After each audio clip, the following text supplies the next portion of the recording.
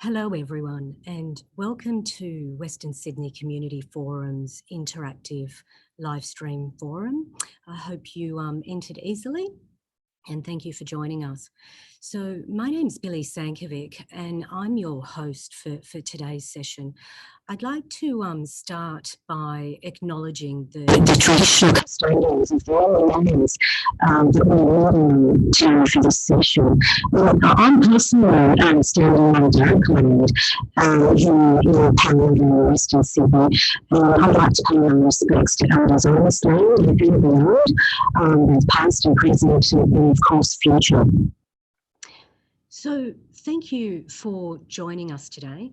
So as you may know, the interactive live stream forums are a series of sessions that really provide opportunity to bring community services across Greater Western Sydney together during COVID-19.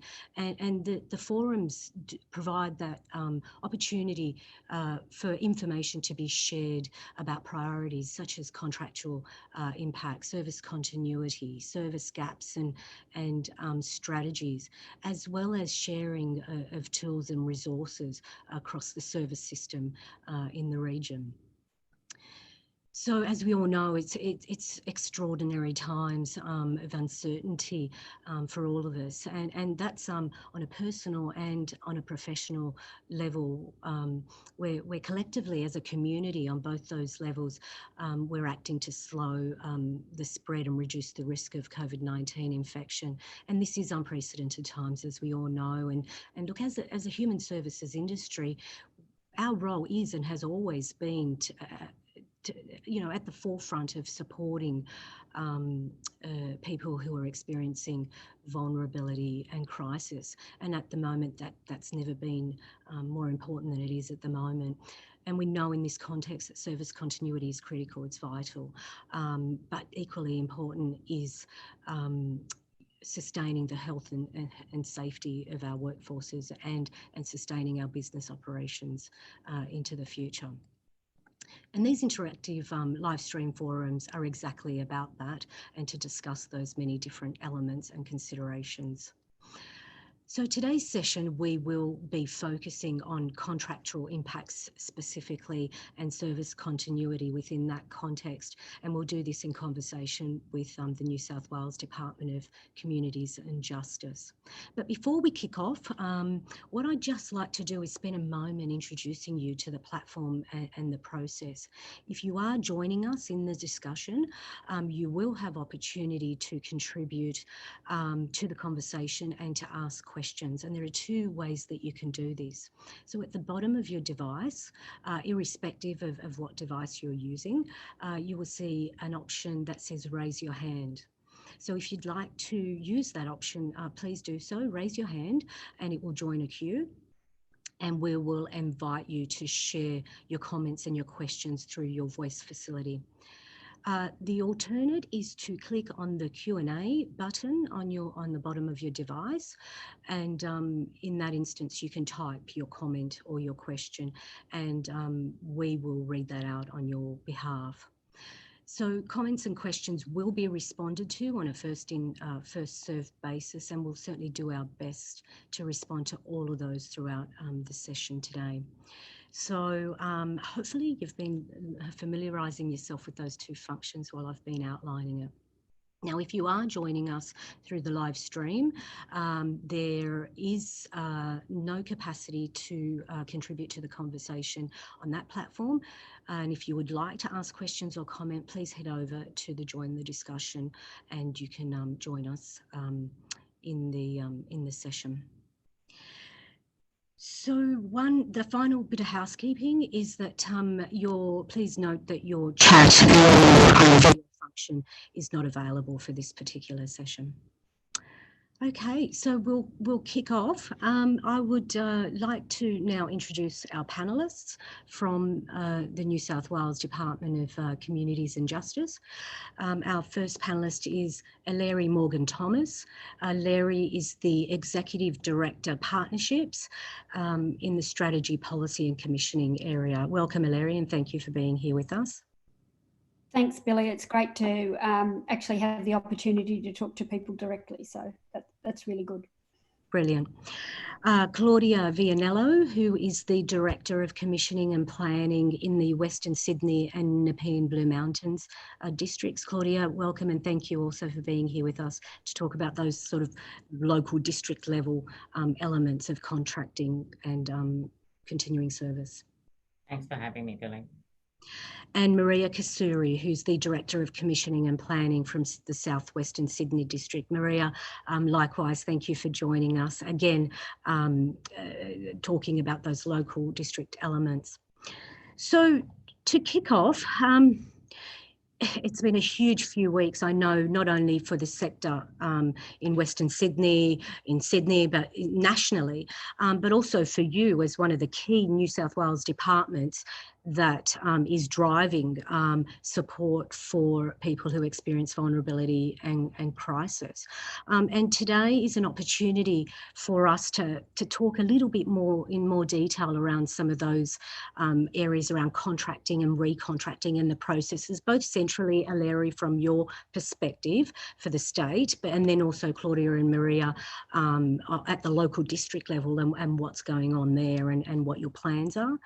We'll also touch on the service continuity, and whilst you know, some of the elements we will be discussing apply across the state and across the Sydney Metro in particular, there are particular layers of considerations when we consider Western Sydney around socioeconomics and diversity and Aboriginality in particular. And we'll also touch on mobilisation strategies, sort of whole of sector mobilisation to try and respond to some of that increasing demand that we might see. So let's kick off.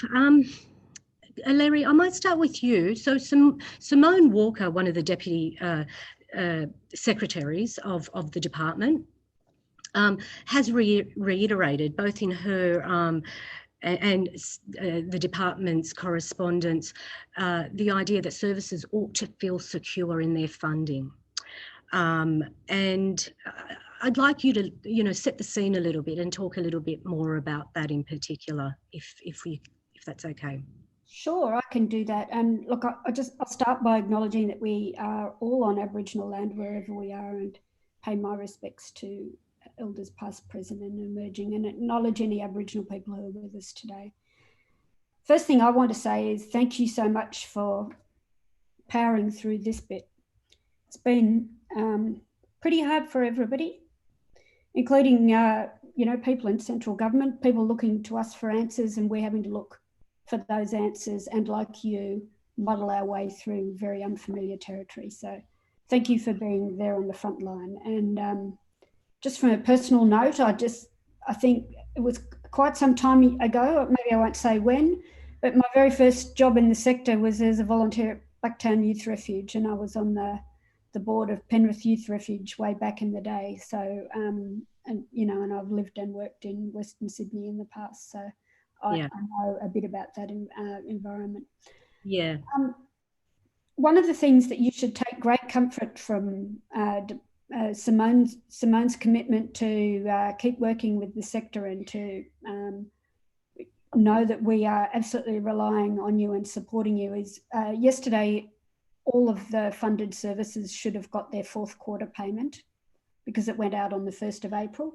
So that's meeting our financial commitment to the sector for that last quarter. So there's nothing more real than actually getting the check into your bank account. So like, I'm glad we've been able to do that. And apart from one or two minor exceptions where we might be in a contract dispute about things, we have made that payment up front. So as we always do. So from our point of view, it's business as usual in the background, but that's a really important commitment. Now, we know that what you may not be able to do is actually deliver to the letter of the contract that we'd negotiated with you in the first place. And that's because things have changed. You might not be able to have community meetings. You might not be able to do the same thing. What we want you to do, though, is to use that money to work with the community, however, whether it's with individuals or whether it's with the community more broadly, along the lines of what your funded to do, but do it differently and do it. You are the best people to know how to do that at this point. Yeah, Eleri, if I can just jump in there just to expand on that point, because certainly that's one of the emerging themes that we're seeing from our work with agencies across Western Sydney. I guess the question in that context, and perhaps Claudia or Maria, you might be better placed to answer this. Services have transitioned, and we have seen them transition quite rapidly and quite quickly, and where they have been able to, they've transitioned to tech and telephony sort of platforms. Where they haven't, they've been looking at other options, or thinking about how to move that forward into the next few weeks.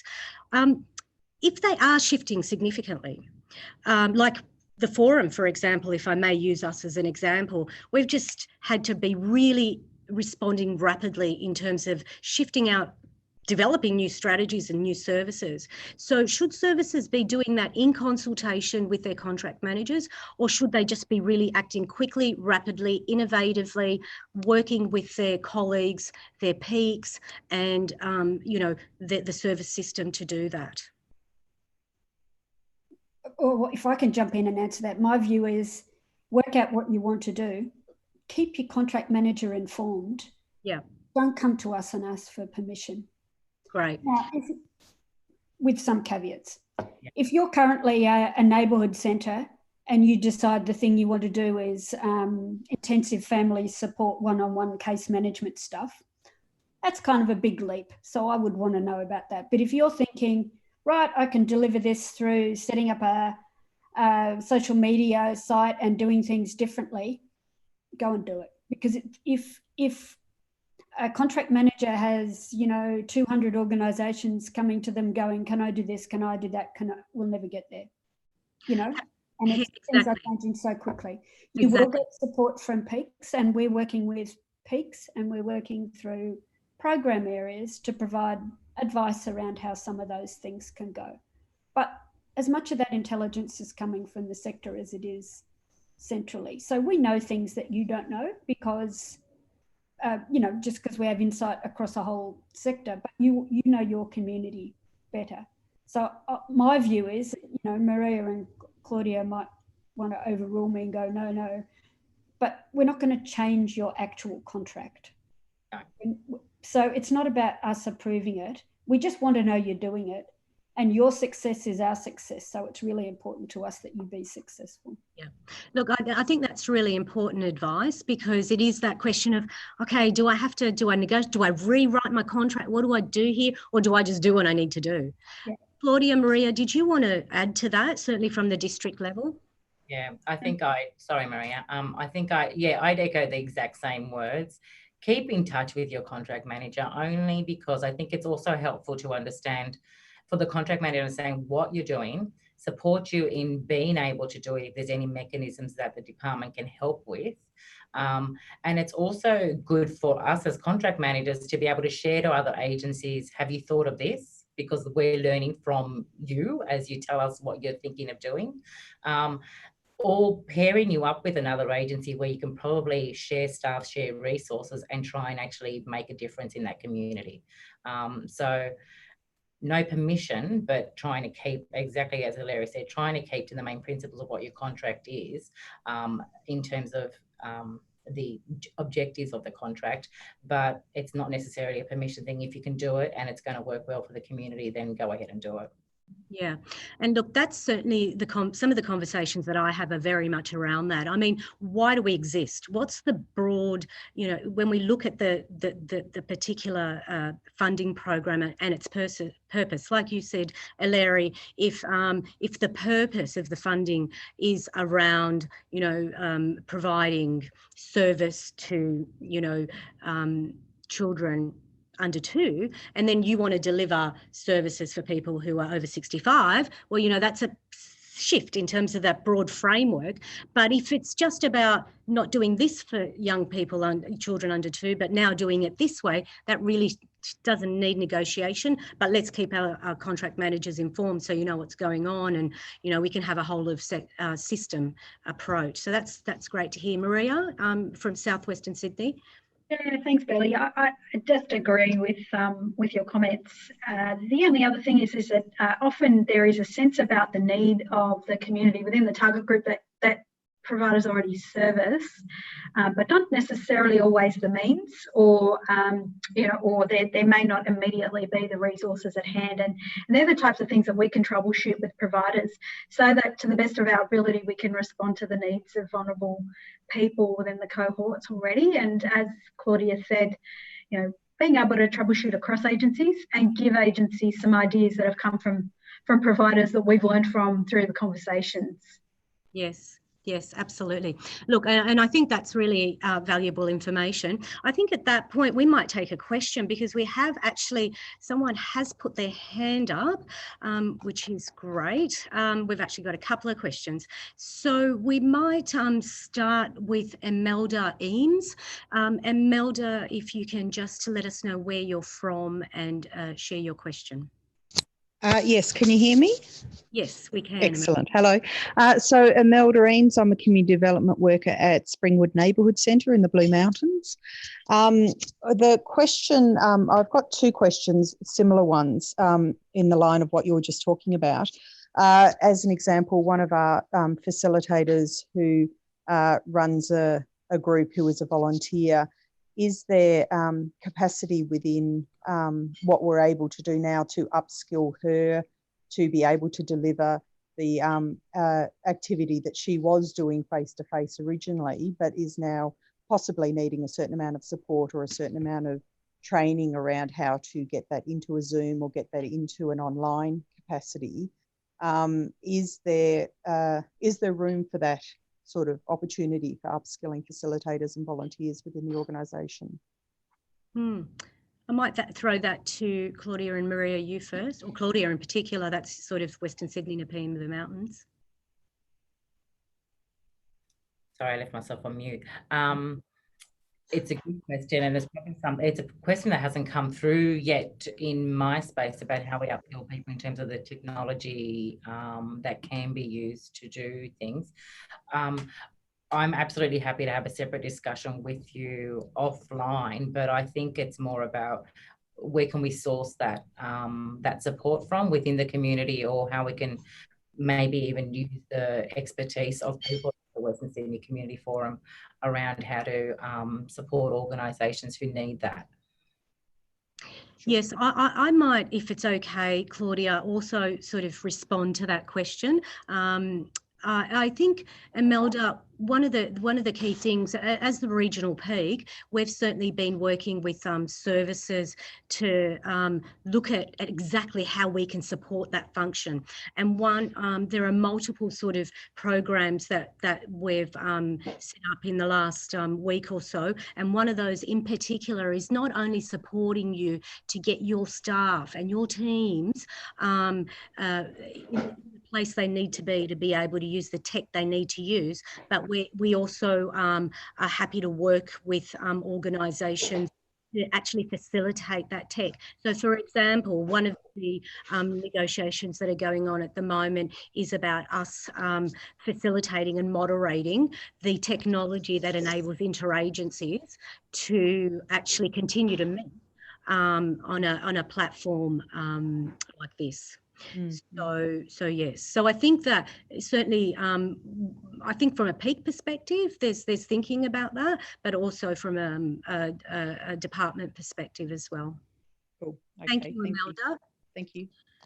So we've got some more questions, but we might just, I just want to also touch on still in the context of contracting and recontracting. Claudia and Maria, perhaps just tell us a little bit more about, specifically at the district levels, there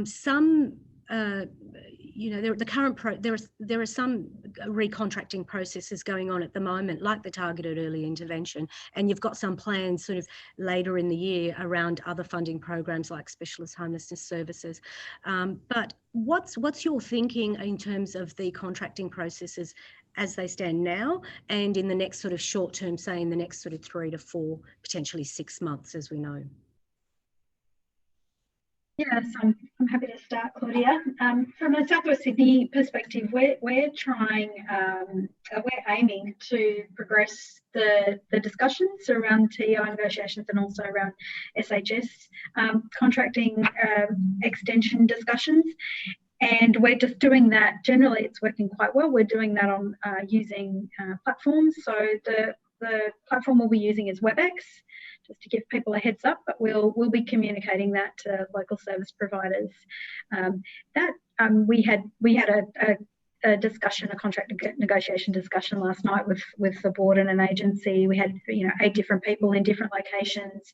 We're able to nut out a whole lot of conversations and then come back to email exchange. So we are doing our best to continue those conversations so that we can have the funding stability and security for agencies, but continue at this point in time. And so far, it's been working okay. Great. Claudia? Yeah, I'll echo that. We have continued. There was very little interruption in our TEI negotiation meetings. I need to basically say, I want to thank every single provider who's just come on board, accepted teleconferences, video links, whatever we had available to us on those particular dates that we had already scheduled. And we've just forged through with the providers, and have not, there's been a couple of meetings that may have been rescheduled because of service delivery concerns that were happening on particular days for some providers. But apart from that, forging through, again, really wanting to focus on ensuring that service delivery with our contracts is in place and stable come 1 July. So continuing to working through that for our TEI and getting ready for what that will look like into the second half of the year for the SHS. But at this stage, it's kind of business as usual, but using whatever technology we have and that the provider has, that we can communicate and just keep things going. Yeah, fantastic. Thanks for that, Claudia. And I actually want to get to that point of business as usual contracts, but I do have a couple of more questions that have come in, so I might just take one now, and that is in the Q&A from Knox from Fusion Youth. And the question is, are you saying that you only require that we keep the CPO informed rather than submit a service continuity plan? Can I just jump in there and say it depends what type of service that you're running. If you're running a specialist homelessness service and you're providing 24/7 residential accommodation, or you're providing residential out-of-home care, which I'm pretty sure Fusion Youth isn't, then we require a business continuity plan because there's a lot at stake there for a very vulnerable group, and we want to work with you around that. And we'll certainly help you work through, well, I know the program area is working a lot on how they can assist people to do business continuity plans. Yeah. But other than that, I wouldn't have thought that we needed, but Maria or Claudia, that's your patch.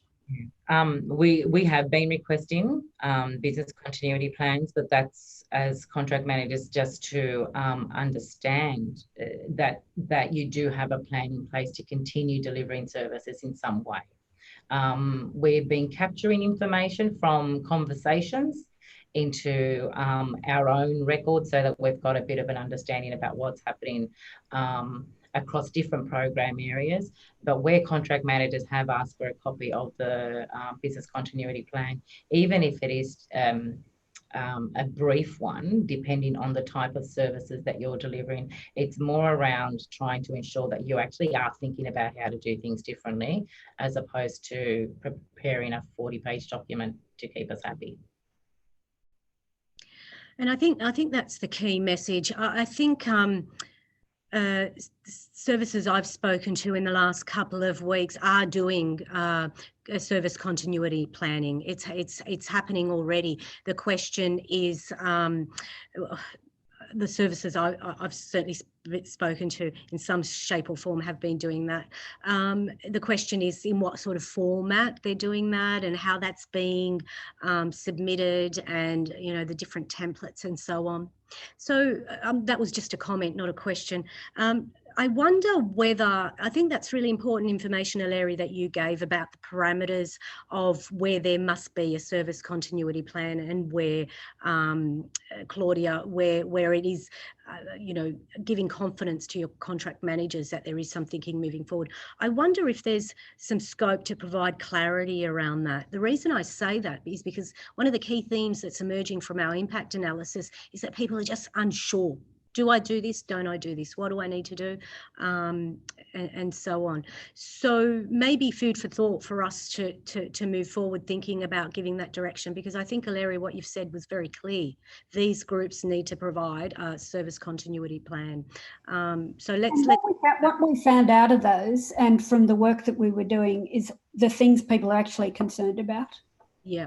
So in 24/7, the things people are concerned about is, what if half my staff are quarantined for 2 weeks and I still have to stand up a 24/7 service? What do I do?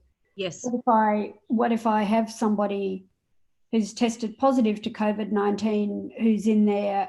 How do I maintain social distancing? How do I quarantine that person? So all the things people were thinking about is actually tells us a lot.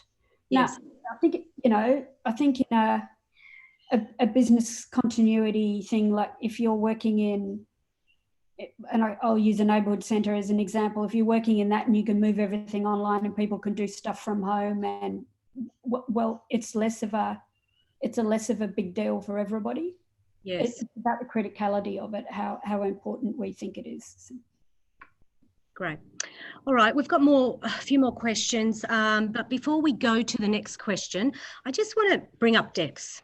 Okay, I'm sure you all expected me to bring that up, but one of the questions that we've been asked is in relation to the DEX reporting system, and the implications or impacts, if any, given the shift in what we've seen in the last couple of weeks and what we expect moving forward. So do you have any comments in terms of what services should be thinking in terms of DEX? So I'm no expert in DEX, and maybe Maria or Claudia will want to respond. I think at our level, it's really important we still get some data, because the data tells us whether, because if you suddenly get a spike in the number of people who are needing a particular service, actually it's really important information for us and for yourselves. So there's a whole lot of data there that we're going to need. There are people in my team who are working with every one of the program areas that we fund to go, what do you really need to know in reporting and what's nice to have? And if it's nice to have, let's drop it for now. So they're sitting down with each of the program areas to go, let's really work out what we need to do. So if we come back and we ask you for something, it's because it's going to be really useful. And number of people presenting and saying a particular thing, all of that stuff is going to be important. Now, I don't know how that interacts with DEX, but we will, when people from my area are sitting down with the program area, I'm sure that's going to come out, particularly in TI. Great. Thanks, Eleri. Claudia? Yeah. I think for the TEI DEX, and I know that there have been a lot of questions in the Western Sydney Nepean Blue Mountains district from TEI providers about the DEX reporting. On a technicality, the DEX reporting officially starts on the 1st of July with the new contracts, with the new negotiated contracts under the Human Service Agreement. So between what DEX has been used as a trial space, a place to get in there and start working out how, as an organisation, you can report and how your activities and the work that you're doing aligns to DEX, so that it gets right by 1 July. So really, it's probably not a priority in the TEI space right now, but still an avenue to keep practicing and learning how to do things to get ready for what the reporting looks like with the new contract space come 1 July. Thanks, Maria. Yeah, and I guess if the question is about a concern around how closely are we going to monitor the activities that were agreed in the new contract against what is possible in a COVID-19 context, well, we will bring logic and common sense to that. And so, no, we will not expect that people are doing events in an environment where you can't do events. And so we understand if there are restrictions beyond 1 July, we will understand that your data will be impacted by that. And the idea of us actually knowing what's in a business continuity plan and having a clear sense of the service changes is actually helpful to you in that context as well. Yep. Thank you, Maria. We might take another question now. So we have a question from Margaret at Westie. So Margaret, if you can just tell us where you're from and Westie, which we can see, and but the audience can't. And if you can ask your question, thank you. You addressed part of it in the, thank you, Billie, in the question on DEX. The problem is at the moment that you actually can't often get onto it. And even as a registered and authorised user that I am, and I have been onto DEX, is now I'm not even recognised as an authorised user. And I think that's some of the government's response to the upping of Centrelink and things. But I understand that FAMS had a teleconference the other day and there was some things mentioned around delaying of milestones and of reporting, which I don't know whether that was specific programs to them or whether it covered TI. And I apologise without notice for that question, and I was just wondering whether there'd be some, if that was just hearsay from that conversation or interpretation, or whether there is something coming out on that. The second thing was more for our people that we work with, just to clear you straight, I suppose, and as the chair of the neighbourhood centres in New South Wales, we are seeing massive vulnerabilities in clients, and the issue of technology has really become a major issue for clients. There's an assumption, I think, by government, and I'm talking federal government, that everyone has internet connections, that has the technology to use it. And in some areas of Western Sydney, there's some up to 27% of areas in local government areas don't have that contact. So we're seeing massive vulnerabilities now in neighbourhood centres trying to actually do that work. We're also seeing issues around food security has become a major issue, with vulnerable people can't even get out to shop, and yet they've got to send staff over to buy 2 bits of pasta or 2 bits of this to try and put into 50 bags and things. So we're actually seeing major issues, and technology or the deficit of technology for clients has become an absolutely major issue throughout this. So I had the client question and I had the contractual question. So thanks, Billie, for that. Thanks for that, Margaret. And look, can I reiterate, that's exactly some of the feedback that we're hearing as well through our impact analysis.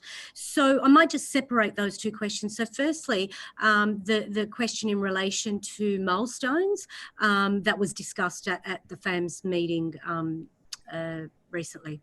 Yep, so that was exactly the bit that I'm talking about, where we're going to sit down with program areas and work out what, at the program level, what needs to be measured and what doesn't, and what we can do to reduce the reporting and a nice to have reporting burden at this point in time.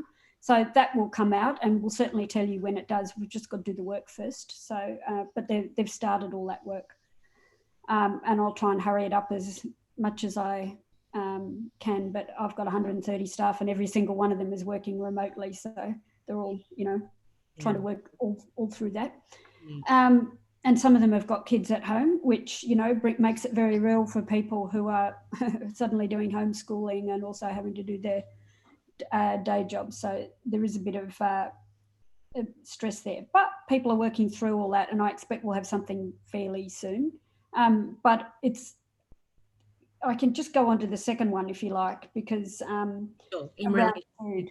We've been doing a lot of work on food, and you might have seen the federal government has provided additional funding to Food Bank and I think Second Bite, and it looks to me like they're significantly expanding the emergency relief, providing additional funds to the emergency relief organisations. Now, I'm reading between the lines there. I haven't seen that. That's a good thing. What Service New South Wales is doing in coordination with the disaster relief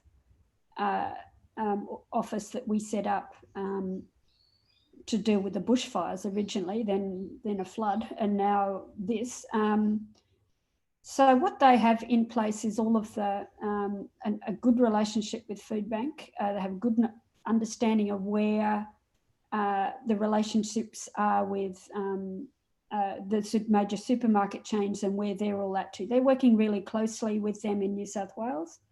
And I know federally people are working with Coles, Woolworths and a couple of the others around home deliveries and looking at what the scale of that will be. And that's getting close to being something we'll be able to rely on.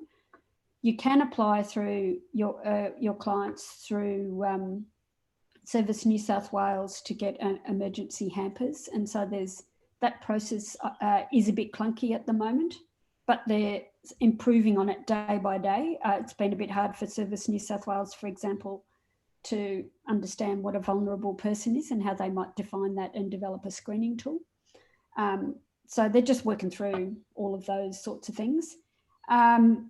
So it's a work in progress, but I think we're getting there, and it's likely that New South Wales will provide additional food funding, but it's certainly coming up across the state as an issue to be addressed. So the fact that they're working with the major supermarkets and big deliverers like Food Bank will sort some of that. They've all had food shortages because of, panic buying and all that sort of stuff. So yeah, it's thank you for raising it, because it's it's a real issue. I know it's a real issue, and believe me, there's a lot of pressure on government to respond to it. Yeah. Thank you for that, Eleri. Claudia and Maria, I'll ask you to comment on that in a moment as well. But I just wanted to also sort of touch on that access to tech, because we know, I mean, Greater Western Sydney, across the two districts, is half the population of Sydney and 40% of the population of New South Wales. But what we know is that there is pockets of communities that experience pretty significant socioeconomic disadvantage, and technology and access to technology is often one of those key indicators around that. So any thoughts in relation to that? And thank you, Margaret, for raising it. I know, or this morning I saw the ABC is going to do homeschooling things through the TV specifically for that reason. Brilliant, yeah. So, I mean, and how lucky is that Mark Scott went from the ABC to education and was able to think like that. So very handy. So that's a good example, but it's a good example of that. But there is a really big older cohort who don't access those things, and I guess that means phoning people up and some of those things, and that might be a thing that you can mobilise volunteers in their homes to do, is to ring other people up if you give them a list of things, which doesn't entirely fix the problem, but it's absolutely response at the community level. Yeah. Claudia, Maria, did you have anything to add in relation to Margaret's questions? Well, just at the very micro level, I know that some of the, a couple of providers have been in touch to say this is providing devices in families with large sibling groups, for example, was a really critical thing, and could they use their brokerage to do that with existing clients, to which we said, yes, that's what we mean by applying sort of flexibility on a needs-based basis at the micro level, but in terms of responding to people's needs, that is really important. Yeah, so that's really good to know in relation to, neighbourhood centre type programs as well, being able to, maybe not a traditional place where brokerage is provided, but that may well be the most, important way that you might be able to support a local community. Claudia, any comments? Or even ring up the brokerage agency and make the link for people. For sure, yeah.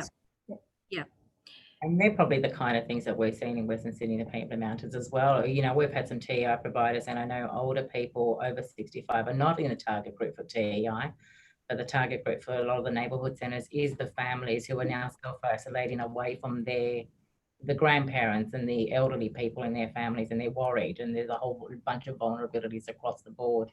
So volunteers touching base with those elderly people, because the families are more worried about them and they can't get to see them. So how to help them and link them up to get the right supports, the check-ins and any food or whatever. It's even just those kind of things, because everyone's got a list of who their regular clients are or people that walk through their doors.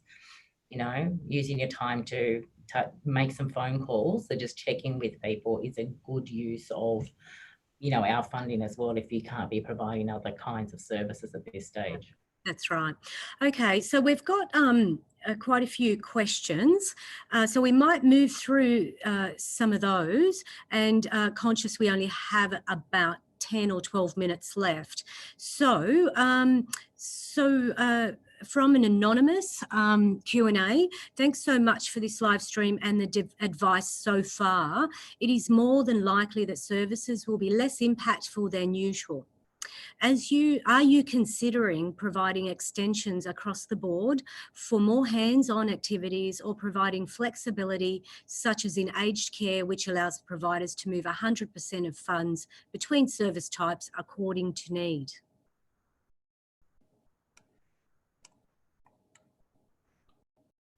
Okay, I'm just struggling a little bit to get my head around the question, but if the question is, can you do something different to what you're funded for? Yes, in terms of your service type, yeah. Yeah, as we said before, if you're a neighbourhood centre, we expect you to do neighbourhood centre community development things, not suddenly switch to doing intensive family support or case management type stuff. But apart from, yes, you've got flexibility within it, and I'm not entirely sure what's happening in aged care around that, sorry, so I can't make that parallel for you. But like I said, local organisations are going to have a much better sense of how to support their local community than we are sitting in Ashfield or wherever. Yeah. Okay, and Be that. Maria? Hate to be the bureaucrat that answers a question with a question, but something that's been in my mind, I guess, is about in the context of where we're at the moment, how do we do good needs analysis? It's a real challenge, and really keen to actually hear about the experience from the sector, and Billie, your organisation as well, about the advice about how do we in the current time find out what is needed, do that in a reasonable time frame, and then mobilise our services, and then keep your contract manager in contact. That I'm not sure what the answers to all that are, but I'm really mindful about how we do needs analysis.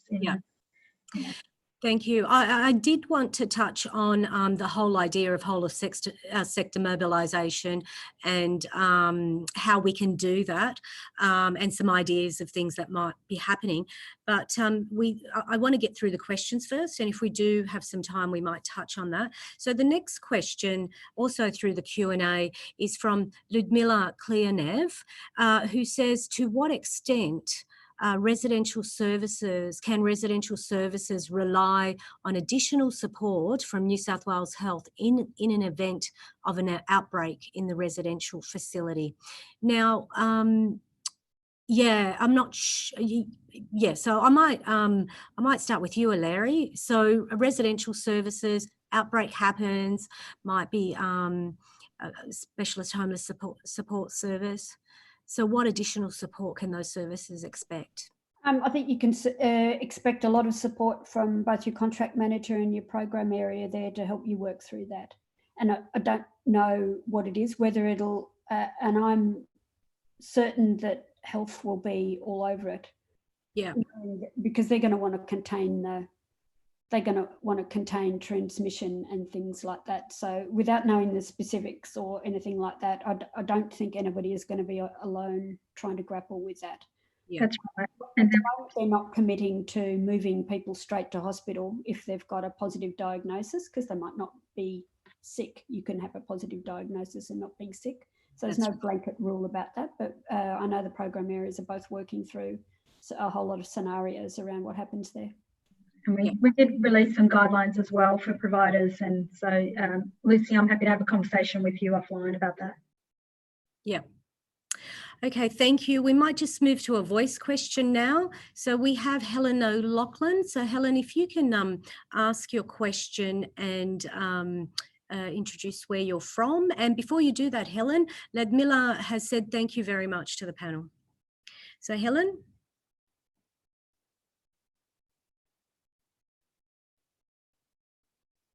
Sorry, now you can hear me. Yes, hello, welcome. Hi, Eleri, how you doing? Look, thanks. So my question was just a quick one, and it was about the digital divide issue. And Billie, we've talked about this, and I know Minister Mitchell recently just announced some measures to kind of help kids that don't have access to devices or internet. And I was just wondering how the sector was seeing that. Was that been effective in rolling out, and did people have comments on how well that was working? Yeah, Claudia and Maria, I might start with you. Have you heard anything from agencies on the ground in relation to that? I haven't heard anything from my patch around that. Sorry. Yeah. No, me neither. I mean, there's concerns about those large sibling groups and access to technology for the purposes of education. But like I said, it's on the micro level. Yeah. Okay. Yeah. Okay, thanks. I was just wondering, how that was rolling out, but that's fine if people haven't come across it. Yeah, and I guess one of the synergies there is the discussion around the availability of brokerage funds and how those brokerage funds may actually facilitate those opportunities for access. Eleri, did you have any comments in relation to that? At the moment, we haven't identified additional funding for brokerage funds, but it would be the thing I'm saying to people, if you look like you're going to end up with a surplus at the end of this year, don't redirect it to something like that. If you're able to justify it, do it now. It's going to be, you're probably not going to have enough funds to be able to address all of that issue. But, I'd encourage no organisation to get to the 30th of June with a big surplus. That's not going to help everybody. Yeah, not at this time, not in these times. And look, one of our thinking about one of the sessions moving forward is around that particular issue. I just want to say that from Debussy Inc. There's been a comment that's come through that says devices are an issue for their clients as well, and that is Kemal Debussy. I thought it might be you, Kemal. Thank you very much for your question. And that is Kemal Debussy from the CEO of Western Sydney Migrant Resource Centre. So devices and access to is emerging more and more as an issue. We're going to take a couple of more questions. So we have a question from Kath Harrison from Belong Blue Mountains, I am guessing, Kath, if that's incorrect, my apologies.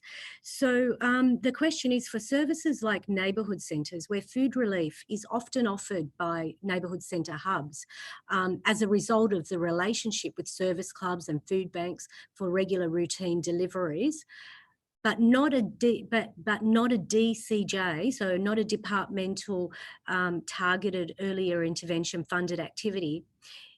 So this work is going on because of those local relationships already, but it's not, it's outside of the funding, that particular funding program. So in these times, how is the department going to facilitate services to continue this type of activity and account for it, if not in their current departmental contracts?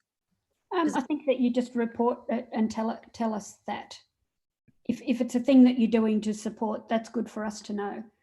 I did want to say one other thing about food. Like once Food Bank has additional funding, I mean, Food Bank is often the support for local hubs anyway. So there's a pipeline that's going to be established there, and which will get a whole lot better in the next few weeks. I should just say about Food Bank, they lost a lot of their volunteers. They used corporate volunteers, and all the corporate volunteers just disappeared overnight. Got the army in helping them for a couple of weeks, but then they'll be back trying to get things onto a different footing so that they're able to maintain continuity. What is happening at the moment, I think, with a lot of food things is people are overwhelmed with the fact that they've suddenly lost their income, and it'll be a few weeks before Commonwealth support for that comes in. But when it does, that's kind of going to change the landscape about who needs what. Now, it's not the answer to everything, but I think at the moment we're in the middle of a spike around that.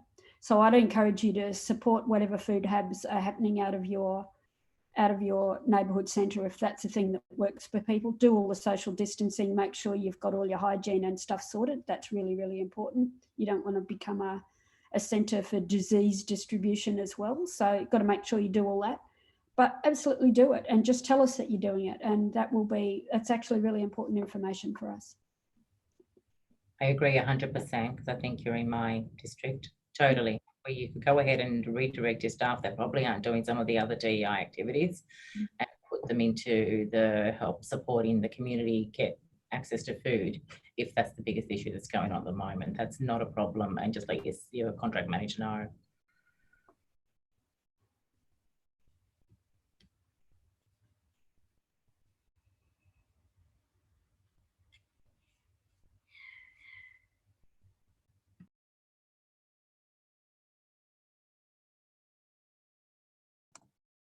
My apologies, my mic was muted.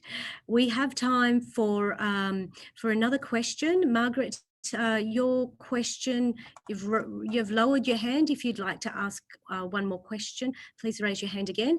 But we do have Anita Hannah. Anita, if you could share your question with the panel. Hi, everyone. Thanks so much for providing this live stream. Given that community centres and a lot of youth centres are currently closed, so a lot of the people that provide, I suppose, all those services for groups, and you know, there's only so much digital stuff they can do, but given that they're closed, you know, where they're based in like a local government community centre or etc., what advice would you give to services who are in that situation? Can you think of other things that you could do that would be helping the community, but in a different way? It doesn't necessarily have to be digital. Could be calling people up on the phone, going around, you know, I'm not sure what sort of groups they were, but are there other ways that you could think about how to deliver the service? And are your peaks giving you some ideas about some of those things? I'm pretty sure Billie and her team have probably got some ideas about how you might be able to do it differently too. We want you to keep delivering services to the community, basically. So, okay. Claudia, Maria, any additions to that quickly? So we'll take one more question and wrap up. No, nothing in addition to what Eleri said on that one. Okay, thank you, thank you. And Margaret, you have another question. Margaret, if you can just ask from Westie, if you can ask. Really quick, just to notify that one of our centres in our district did actually have a positive client come in, and it's cost them $10,000 for a decontamination clean. I think that one of the other things is that we need to be really cognizant of the health and safety of our staff and also our clients through this time. But we also need to look at some provisions. It is definitely costing organisations more to have staff working from home as well. We may see a quid pro quo on that on costs of service of having a building. But I just want to be aware that these are real risks that people are facing, and it is an expensive process for an organisation as well if they do have these things come across. Yeah. Margaret, yeah, thank you so much for raising that question. Eleri, Claudia, Maria, before you comment, I just wanted to say that our next session is actually looking at exactly the government stimulus around supporting those additional costs for not-for-profit agencies, including neighbourhood centres, and we'll be unpacking exactly how that translates in terms of essentially additional funding for services to respond to those costs. So it's an excellent question, and people are still trying to navigate it. Eleri, Claudia, Maria? I can just say that's useful information about the deep cleaning. Thank you for that. I know there is some work in government at the moment to think about how the government could have potentially a bunch of cleaners that they may be able to make accessible to non-government organisations for that sort of deep clean. So now I don't quite know how that's going to work or how it would be targeted or anything like that, but I know that that's a bit of work in progress. So I'll feed that back into that work. The other part of the question that was about, so that might not mean that we give you the money to do that, but it might mean that we can send them in or something, or you can find a way to access it. what was the other? There was another part to the question that I meant to respond to.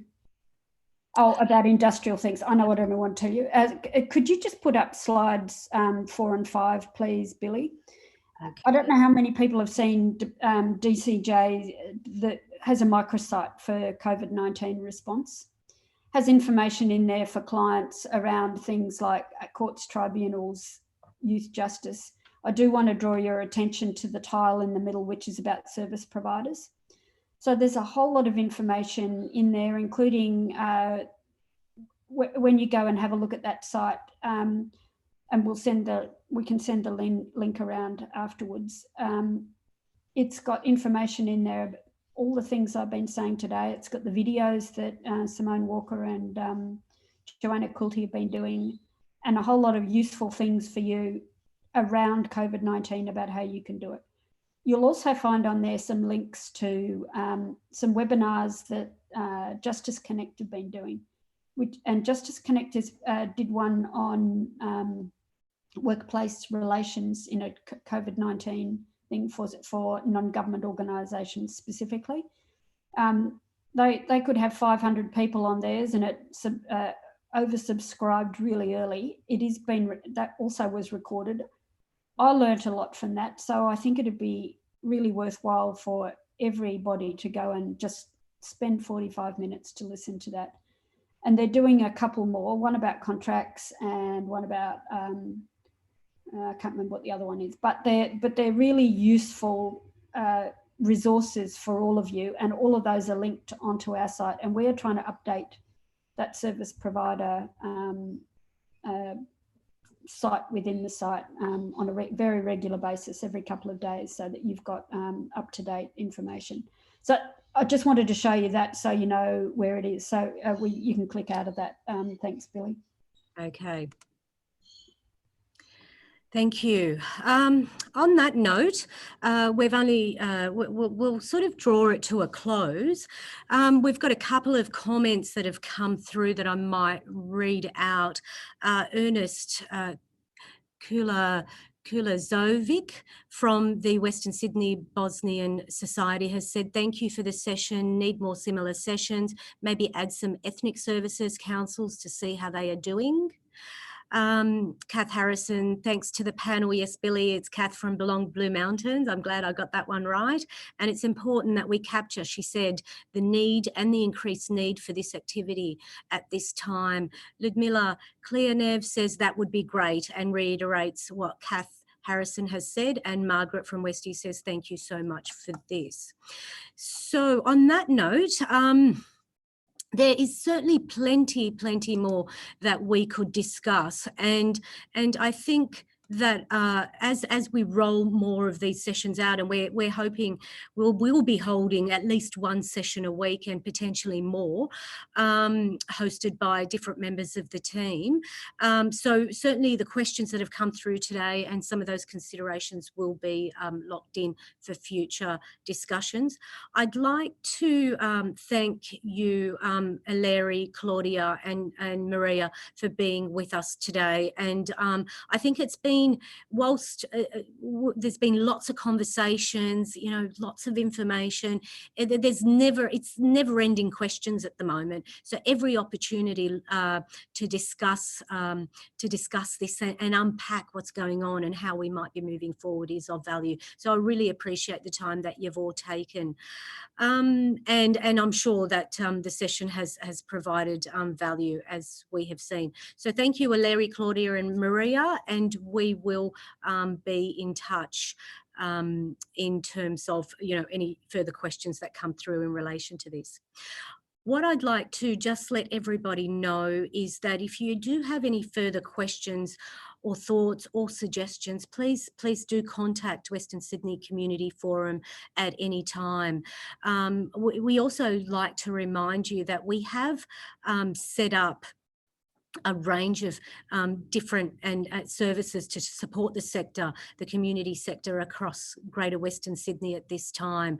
And as well as these live stream forums, we're in the process of completing an impact analysis. We're setting up and started to set up a clearinghouse on service continuity during COVID-19, a Q&A a portal with expert